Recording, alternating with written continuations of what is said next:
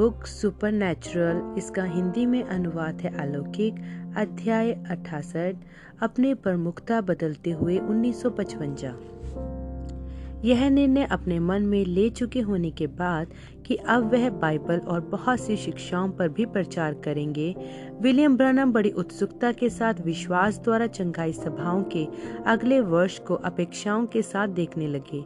लेकिन पहले उन्होंने अपनी ताकत फिर से वापस प्राप्त करनी थी। उन्होंने क्रिसमस के दौरान और जनवरी 1955 के पहले कुछ हफ्तों तक आराम किया। रविवार 9 जनवरी को उन्होंने अपनी गृह कलीसिया जेफरसनविल इंडियाना में प्रचार किया। सुबह और शाम दोनों सभाओं को स्वयं ही लिया।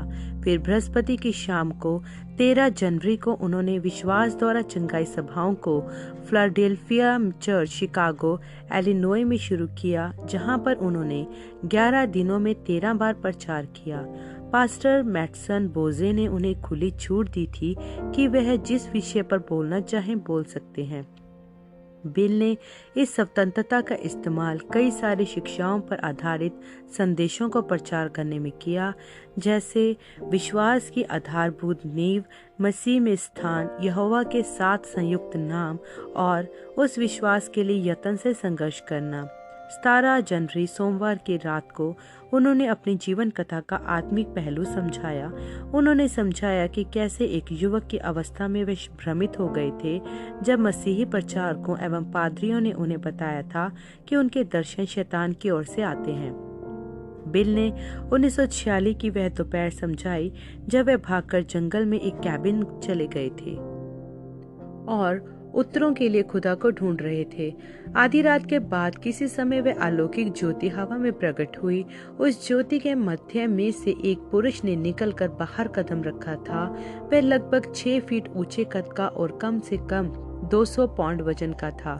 उसका सफेद अंगरखा उसके काले बालों से बिल्कुल अलग दिख रहा था, जो उसके बगैर दाढ़ी मूंछ वाले चेहरों के चारों ओर थे।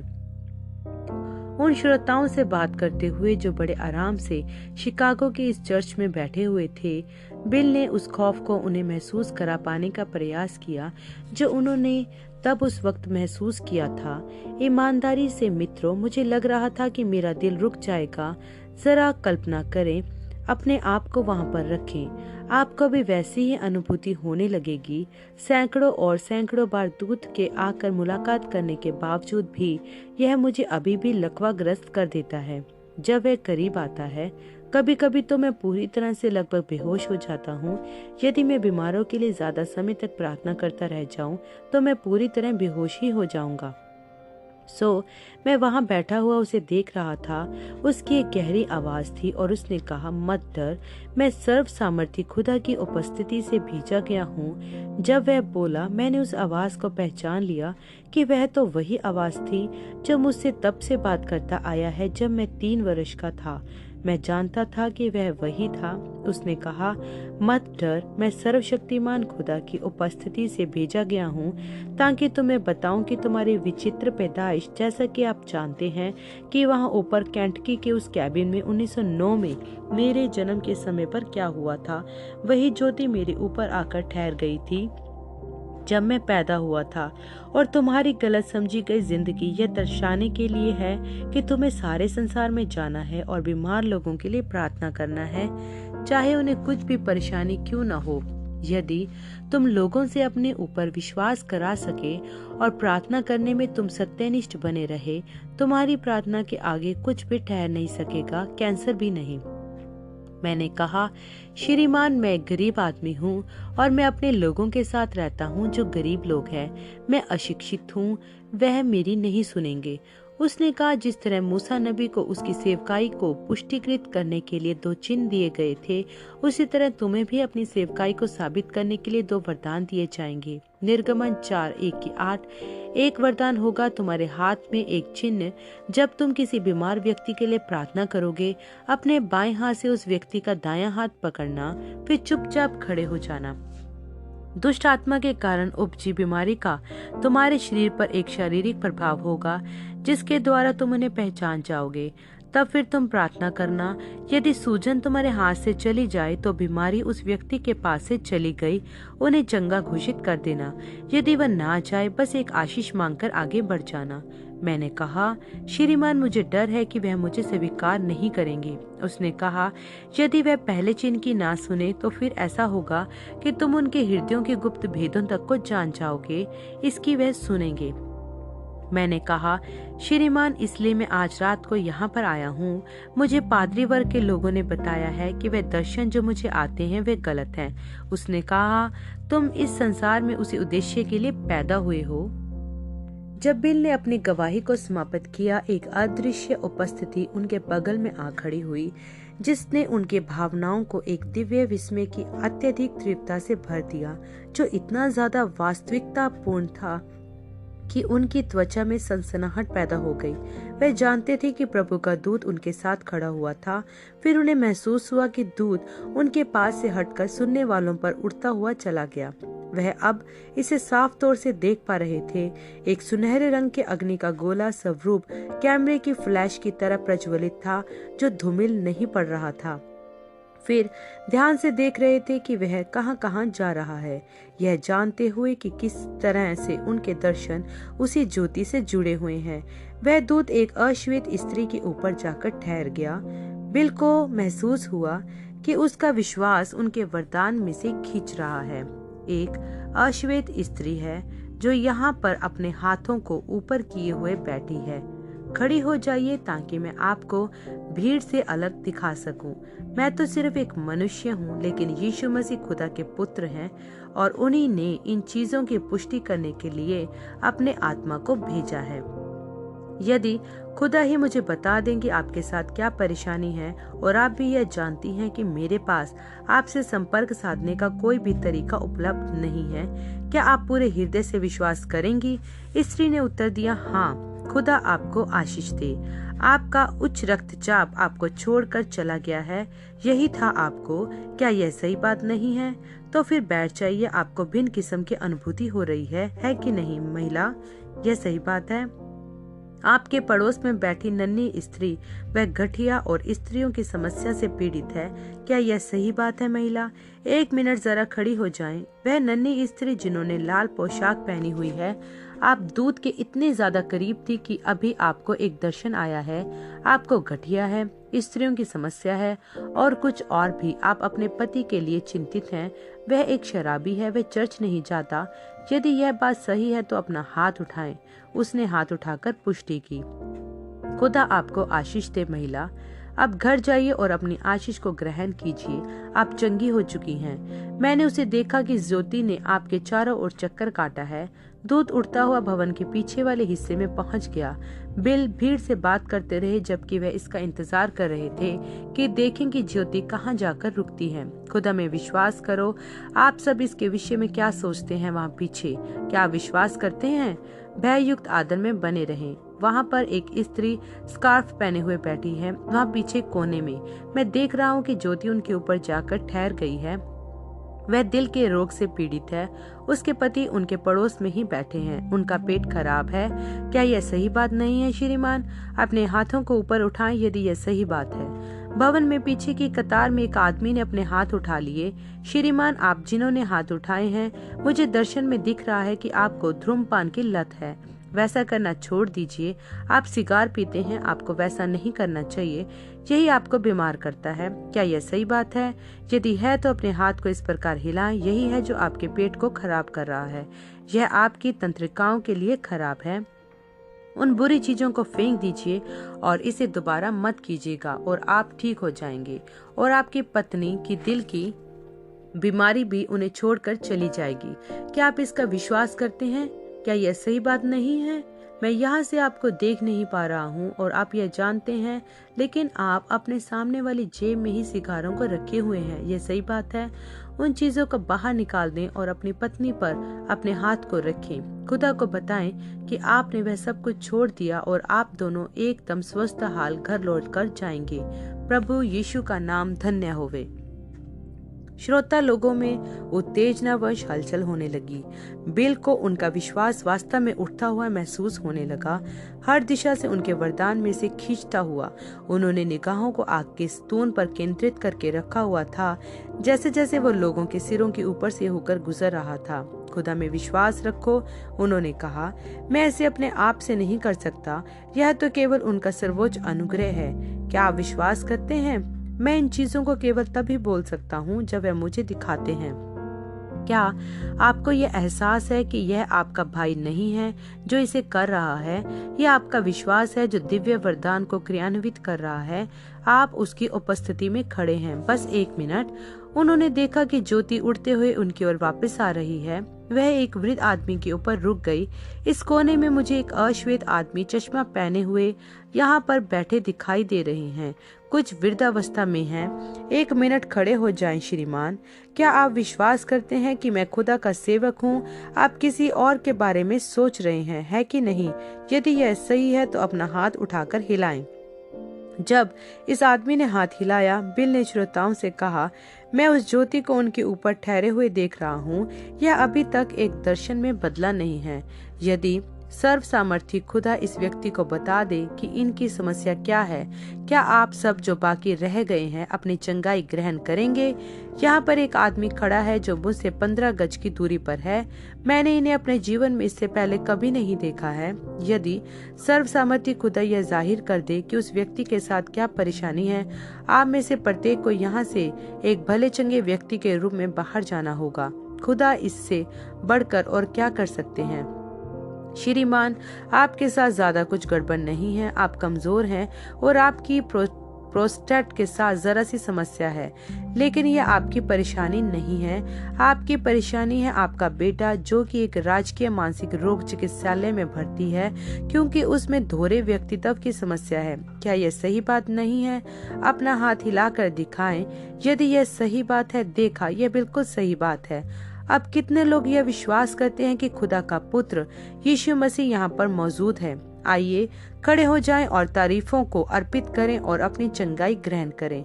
माइक्रोफोन बिल की प्रार्थना को भीड़ के शोर के ऊपर बढ़ाकर सुना रहा था। सर्व सामर्थी खुदा, जिंदगी के रचयिता, हर एक भले वरदान के दाता, आप यहाँ पर है। वही प्रभु यीशु मसीह जो कल, आज और युगन युग एक से हैं। शैतान, तूने इन लोगों को बहुत समय तक बेवकूफ बना लिया है। मैं तुझे जीवित खुदा की ओर से आज्ञा देता हूँ जिसकी उपस्थिति यहाँ पर आग के स्तून के रूप में है। मैं यीशु मसीह के नाम में तुझे आज्ञा देता हूँ कि इन लोगों को छोड़ दे और इनमें से बाहर निकल जा।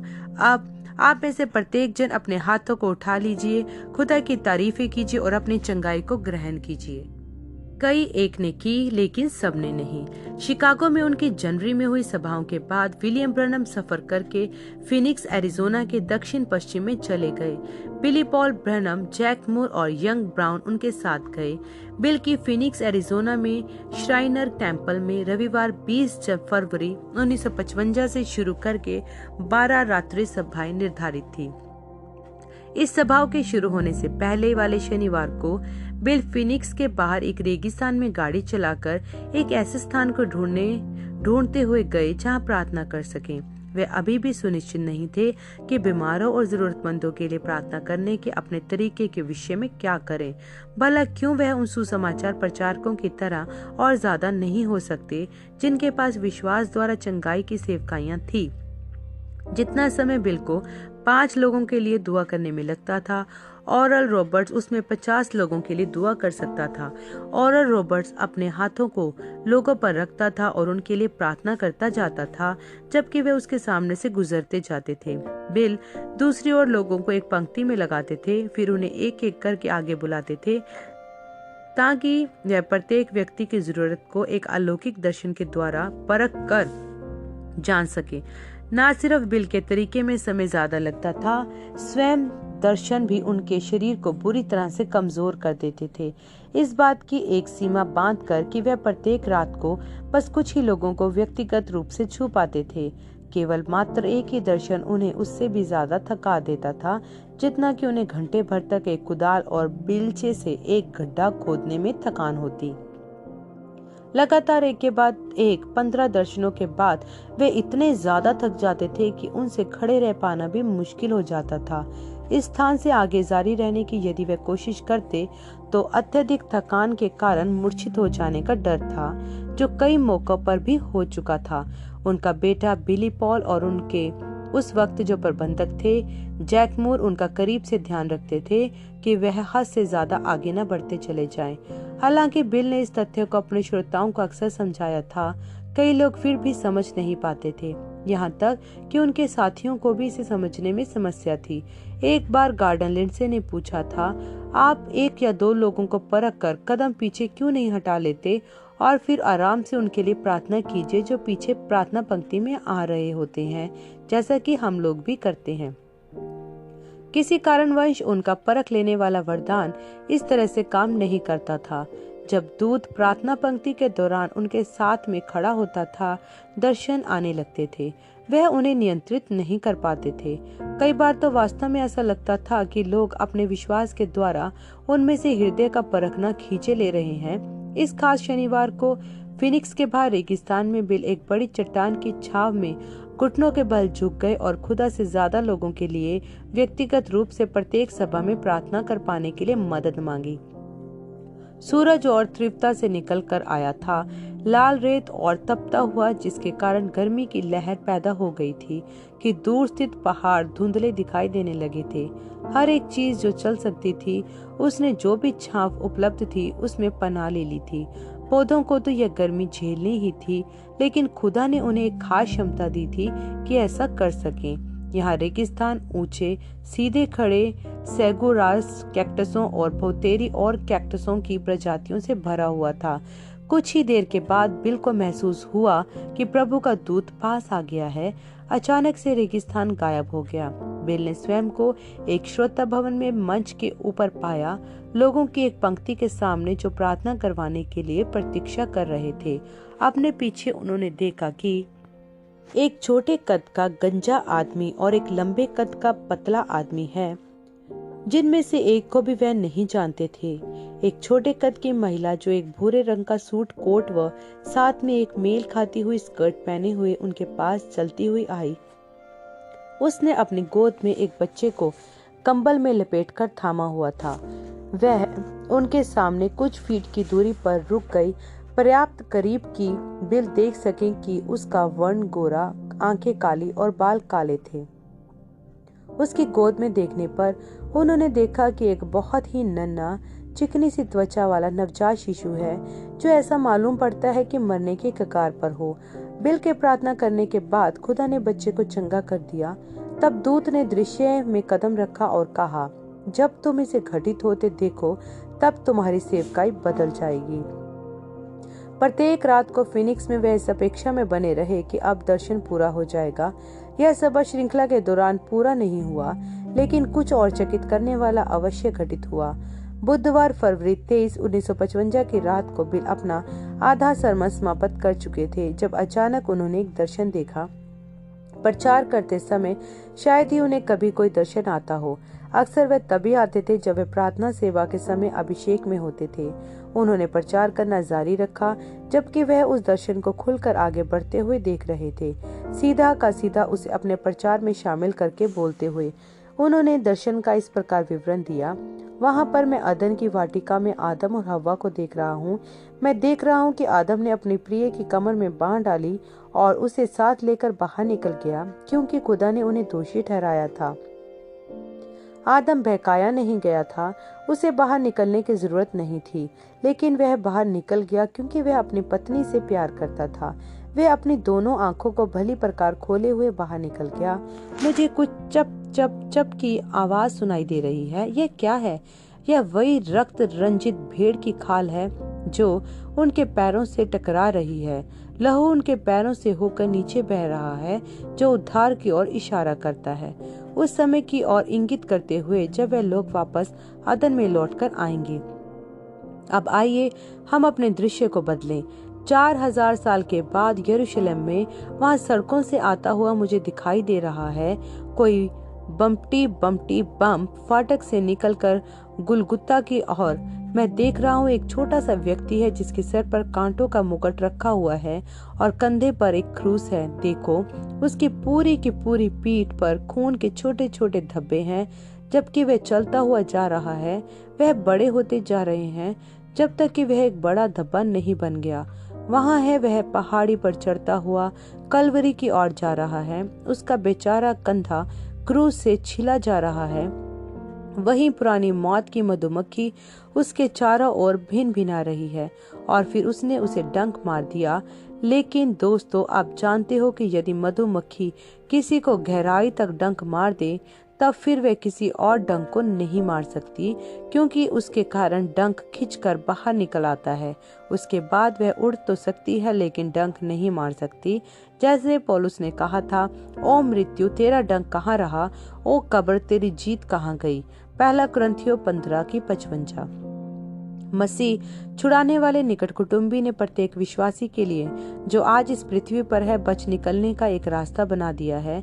मौत की मधुमक्खी हमें डराने के प्रयास में भिन भिना तो सकती है, लेकिन यह हमें नुकसान नहीं पहुंचा सकती है, क्योंकि हम पलटकर कलवरी की ओर इंगित कर सकते हैं, जहां खुदा ने स्वयं देहधारी होकर मृत्यु के डंक को खुद ले लिया, पापियों के रूप में हमारा स्थान लेकर कीमत चुका दी और उसने हमारे लिए स्वागत की दरी लगवा दी, यह कहते हुए, जो पीना चाहे वे आकर जीवन के जल को मुफ्त पिए, और जो कोई मेरे पास आएगा मैं उसे किसी रीति से ना निकालूंगा। प्रकाशित वाक्य 22:17। फिर यूहन्ना 6:37। यूहन्ना 3:16 कहता है, खुदा ने जगत से ऐसा प्यार किया कि उसने अपना इकलौता बेटा दे दिया। आदम ने हवा से ऐसा प्यार किया कि वह उसके साथ वाटिका से बाहर चला गया, यह जानकर कि वह गलत थी। वह स्वयं तो बेकसूर था, पर उसकी गलती थी। लेकिन आदम ने कहा, मैं उसके साथ ही जाऊंगा। उसी तरह मसीह ने भी अपनी कलीसिया को देखा और यह जानते हुए कि उसी से गलती हुई है, उसके बावजूद भी वह हमारे साथ बना रहा, ताकि एक पापी के रूप में हमारी जगह ले सके, हमारे लिए मर सके और हमारे लिए मौत का डंक निकाल ले। पापी, भला कैसे आप ऐसे बेजोड़ प्रेम को ठुकरा सकते हो? सभा के समाप्त होने के बाद बिल और उनके सहयोगी उस दर्शन के विषय बात करते हुए 1 बजे तक रुके रहे। बृहस्पतिवार की रात को उन्होंने अपने सुनने वालों से उसका जिक्र किया। उन्हें यह महसूस हुआ कि इस दर्शन ने उनके इस निर्णय की पुष्टि की कि उन्हें शिक्षाओं को और बढ़कर ज्यादा सिखाना चाहिए। शुक्रवार की रात की सभा के दौरान उन्होंने कहा, आज रात भवन में कितने लोगों के पास प्रार्थना कार्ड है? मुझे आपके हाथ देखने दें। अच्छा, ये अच्छी बात है, काफी अच्छी संख्या है। अब मैं उन सभी के लिए प्रार्थना करने जा रहा हूँ जिनके पास प्रार्थना कार्ड है। मैं उन सभी को प्रार्थना पंक्ति में नहीं बुला सकता हूँ। जैसे कि आप देख सकते हैं, कुछ ही दर्शनों के बाद मेरी ताकत बहुत जल्दी खर्च हो जाती है, सो उन प्रत्येक के पास उस तरह से पहुँच नहीं पाऊंगा। लेकिन मेरी सभाएं इस बात पर आधारित नहीं होती हैं कि मैं व्यक्तिगत रीति से प्रत्येक व्यक्ति से संपर्क करूं। वह तो इस बात पर आधारित होती हैं कि प्रभु यीशु मसीह और उनके पुनरुत्थान को प्रचार और खुदा के वचन के प्रदर्शन के माध्यम से ऊंचा उठाया जाए। वचन के प्रचार को सुनकर लोगों को यह विश्वास करना चाहिए कि प्रभु यीशु अपने पुनरुत्थान के सामर्थ्य में होते हुए हमारे बीच में मौजूद है और उनके हमेशा सर्वसामर्थ्य बने रहने की पुष्टिकरण में उन्हीं चीजों को फिर से कर रहे हैं जो उन्होंने तब की थी जब वे यहाँ पर पृथ्वी पर थे। वे हमारे साथ यहाँ हैं और हमेशा रहेंगे। मसीही विश्वासियों, हम कभी भी प्रभु के बगैर नहीं होंगे। हम तो उनसे अनंतता तक जुड़े हुए हैं। क्या यह अद्भुत नहीं है? यीशु ने कहा, मैं सदा तुम्हारे साथ हूँ। मत्ती 28:20। मेरी सभाएं इस सिद्धांत पर आधारित हैं कि विश्वासी बस देखता रहे और जीवित रहे। यहाँ पर वे विश्वास के सिद्धांत देखते रहो और जीवित रहो का हवाला दे रहे हैं, जो गिनती 21:4-9 में पाई जाने वाली एक कथा की ओर इशारा करता है। जब जहरीले सांपों की एक मरी ने इजरायलियों पर हमला कर दिया था, मूसा ने एक खंबे पर एक पीतल का सांप लटकाकर ऊंचे पर उठाया था। खुदा ने कहा था कि जो कोई उस पीतल के सांप को देखेगा सो जीवित रहेगा। वह पीतल का सांप पाप को चिन्हित करता था, जिसका न्याय हो चुका। वह पुराने नियम की कथा क्रूस पर लटके यीशु मसीह की एक तस्वीर थी। यूहन्ना 3:14-15। यीशु मनुष्य जाति के पापों को उठाकर क्रूस पर ले गए थे। जो कोई उनको विश्वास के साथ देखेगा वह हमेशा जीवित रहेगा। हालांकि यह सभा श्रृंखला फीनिक्स में बुधवार 2 मार्च 1955 तक चलनी थी, लेकिन शनिवार रात 26 फरवरी के लिए कोई भी सभा नहीं रखी गई थी। उस शनिवार को बिल गाड़ी चलाकर 100 मील पूर्व में गए ताकि सैन कार्लोस इंडियन रिजर्वेशन में अपाची लोगों के लिए एक प्रार्थना सेवा रख सकें। पिछली बार जब उन्होंने सैन कार्लोस में प्रचार किया था, वे उनके दूसरे चिन्ह के प्रकट होने से 2 वर्ष पूर्व 1947 में था। तब अपने हाथ में एक के चिन्ह की मदद से वे केवल बीमारियों को परख पाते थे। जब 1947 वाली वह सभा शुरू हुई थी, इंडियन लोग प्रार्थना के लिए निकलकर आगे आने में झिझक रहे थे, यह सोचकर कि शायद वह कोई झांसा देने वाले धोखेबाज हैं। अपाचियों जैसे संगठित समाज जिसमें हर कोई हर किसी को जानता हो, जब उन्होंने एक बाहरी आदमी को सटीकता के साथ पहले कुछ मरीजों की बीमारियों को परखते देखा तो उनका संदेह गायब हो गया और उन्होंने उत्सुकता के साथ एक पंक्ति बना ली जिसके लिए प्रार्थना करते हुए बिल को आधी रात बीत गई। आश्रयक्रम इतनी आजादी के साथ बह रहे थे जैसे कि बसंत ऋतु के समय व्हाइट माउंटेन से नीचे बहता हुआ पानी। अब 1955 में अपाची इंडियन एक और विश्वास द्वारा चंगाई वाली अगली सभा का अपने रिजर्वेशन में करवाने को उत्सुक थे। जैसे ही बिल वहां पहुंचे, एक औरत कोलतारी पेपर से बनी एक झोंपड़ी में से निकलकर आई और अहाते में घुटनों के बल आकर और सिर झुकाकर पूरी सभा के दौरान प्रार्थना करती रही। यंग ब्राउन और जैक मूर इस यात्रा में बिल के साथ आए थे, लेकिन बिली पॉल पीछे फिनिक्स में ही रह गए थे क्योंकि बिली पॉल सभाओं से पहले अक्सर प्रार्थना कार्डों को बांट दिया करते थे। बिल ने इस बात पर तब तक ध्यान नहीं दिया था जब तक कि वह सैन कार्लोस ही नहीं पहुंच गए थे। तब जाकर उन्हें यह आभास हुआ कि उनके पास प्रार्थना पंक्ति में क्रम बनाए रखने के लिए प्रार्थना कार्ड ही नहीं है। सौभाग्यवश ये अपाची लोग ऐसे किसी भी साधन के बिना ही काफी क्रमबद्ध बने रहे।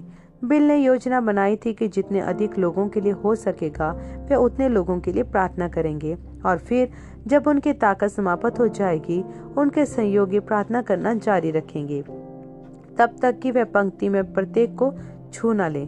प्रार्थना पंक्ति की शुरुआत एक माँ से हुई जो गोद में एक बच्चे को लिए हुए चलकर आगे आई।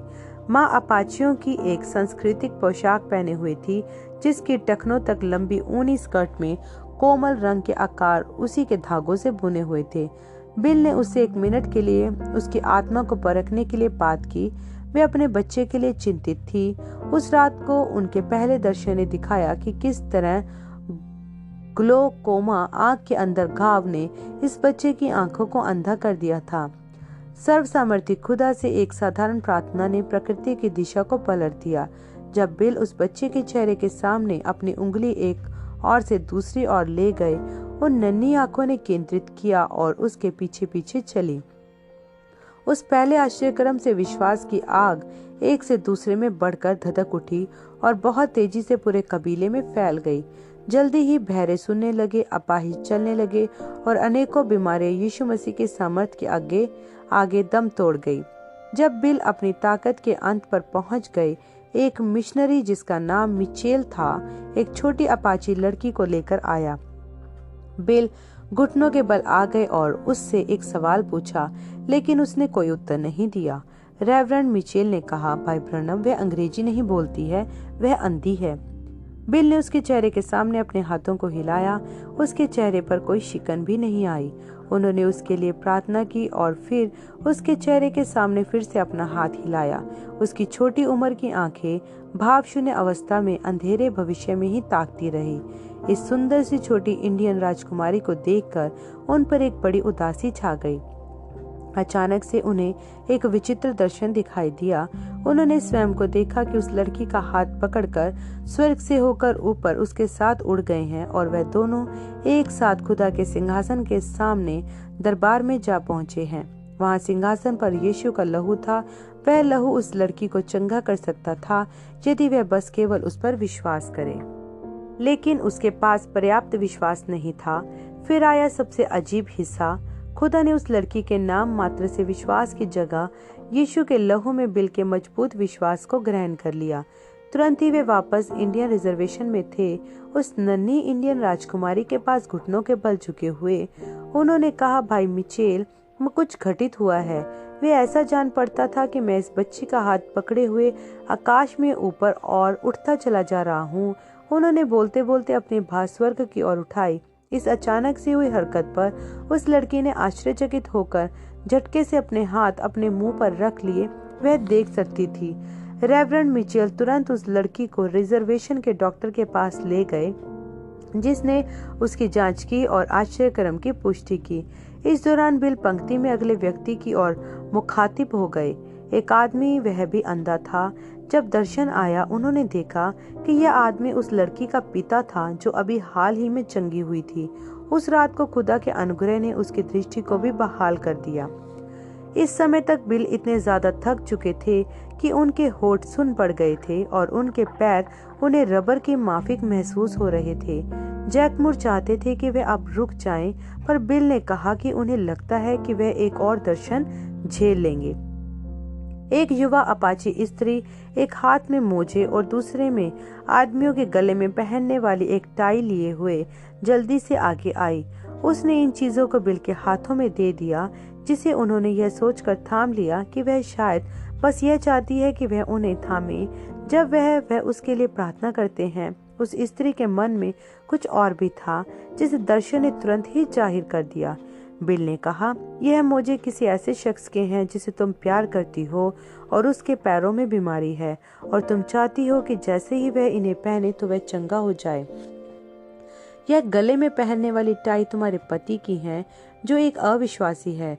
तुम चाहते हो कि जब वह इस टाई को पहने तो पवित्र आत्मा पा जाए। उस औरत ने कहा कि यह बिल्कुल सटीकता से वही है जो वह चाहती है। बिल ने कहा, यदि तुम यीशु के नाम में इसका विश्वास कर सको तो जो तुम मांग रही हो वह तुम्हें मिल जाएगा। उस देर रात को जब वह गाड़ी से वापस फिनिक्स लौट कर जा रहे थे, यंग ब्राउन और जैक मूर उस अपाचियों की सभा के विषय में बड़े उत्तेजित होकर बातें कर रहे थे। यंग ब्राउन इस बात से चकित थे कि कितने सारे इंडियनों के बारे के लिए बिल ने प्रार्थना की थी इससे पहले कि उनकी शक्ति पूरी तरह से खर्च हो जाए, लगभग 300 लोगों के लिए, जो कि सामान्य संख्या से दुगना था। ब्राउन आश्चर्य कर रहे थे कि कैसे बिल ने उन दर्शनों के परिश्रम को इतनी देर तक झेला था। बिल को खुद आश्चर्य हो रहा था। वे जानते थे कि यह लोग स्वयं थे जिन्होंने उनके वरदान को क्रियान्वित किया था।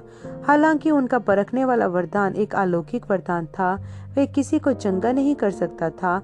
ज्यादा से ज्यादा जो वह कर सकता था वह यह था कि लोगों को यह दिखाकर कि यीशु मसीह मौजूद है, इच्छुक है और उन्हें चंगा करने में सक्षम है, विश्वास को उठा दे।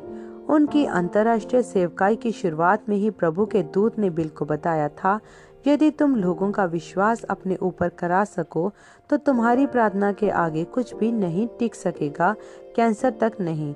जो कुछ भी कोई व्यक्ति उनके सेवकाई से प्राप्त करता था वह उस व्यक्ति के विश्वास पर निर्भर था।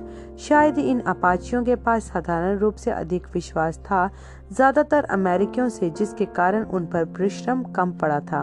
उन्होंने ठीक इसी चीज को दक्षिण अफ्रीका और भारत के स्थानीय लोगों में देखा था।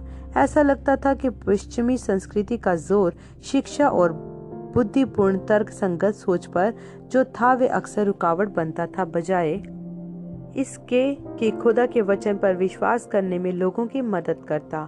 जबकि जैक मूर और यंग ब्राउन सभा के विषय में बातचीत कर रहे थे, बिल सोच रहे थे उस स्त्री के विषय में जो उनसे गले में पहनने वाली मर्दों की एक टाई और जुराबों की जोड़ी पर प्रार्थना करवाना चाहती थी। कुछ था उन गले में पहनने वाली टाई और जुराबों के विषय में जो उनकी याददाश्त को हिला रहा था। जब वे अगली सुबह जागे, वे जुराबें अभी भी उनके विचारों के अंदर इधर उधर लुढ़क रही थी। हालातन पवित्र आत्मा ने कहा, अपनी दर्शनों वाली कॉपी उठाओ। अपनी पुस्तिका में दर्ज आखिरी विवरण पर खोलकर वह दर्शन पर लिखे अपने लेखों को ध्यान से खंगालने लगे, जब तक कि उन्हें मिल ही न गया। 3 दिसंबर 1954 को बिंगमटन, न्यूयॉर्क में सुबह के 7 बजे खुदा ने उन्हें पिछली रात को हुई अपाचियों की सभा के एक सिरे से दूसरे सिरे तक दर्शन में दिखाई थी, जिसमें यह स्त्री भी शामिल थी जो गले की टाई और जुराबे थामे हुई थी। उस रविवार को चर्च में फरवरी 27, 1955 बिल ने कहा, सबसे ज्यादा दिव्य रूप से आशीषित सभा जो उन्होंने अमेरिकी भूमि पर देखी है वह पिछली रात को उस इंडियन रिजर्वेशन में हुई थी। मुझे 15,000 से 18,000 लोगों का प्रचार करने की आदत है। कल रात को तो केवल 500 लोग ही थे या वैसे ही कुछ, लेकिन इससे पहले कभी मैंने अमेरिका में खुदा के आत्मा को इतनी आजादी के साथ बहते नहीं देखा। अपना सरमन शुरू करने से पहले वे एक गलत फहमी को साफ कर देना चाहते थे। उस सप्ताह की शुरुआत में उन्होंने कहा था कि आदम बेकसूर था और हव्वा ही कसूरवार थी।